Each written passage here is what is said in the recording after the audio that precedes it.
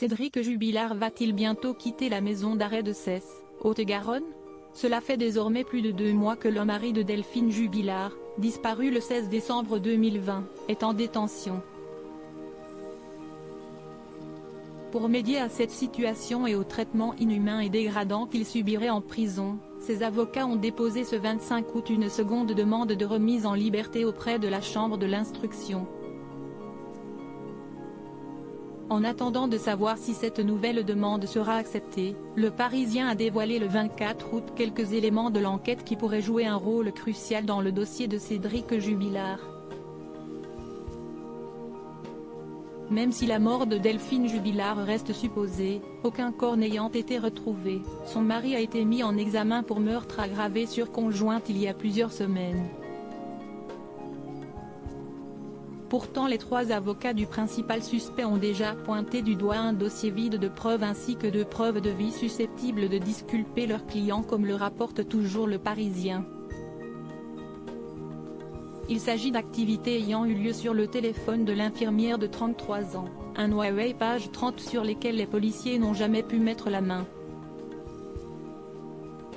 À minuit 11 la nuit de sa disparition, une connexion à l'application WhatsApp a été faite à partir du téléphone de Delphine Jubilard.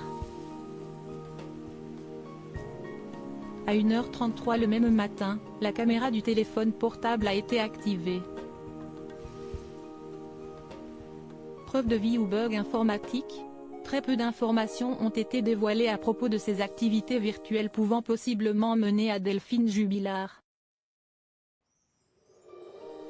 Déjà en janvier dernier, le compte Facebook de la jeune femme avait été activé et un message avait été posté, semant la confusion dans l'enquête. Pas certain cependant que ces éléments puissent jouer en la faveur d'une libération de Cédric Jubilard.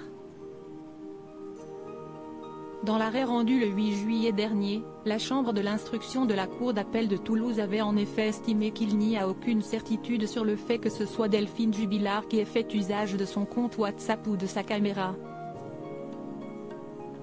L'activation du smartphone de Delphine Jubilard ne sera donc peut-être pas si décisive que ça dans la décision concernant la demande de remise en liberté de son mari. Et pendant qu'il attend en maison d'arrêt, l'enquête, elle, se poursuit toujours.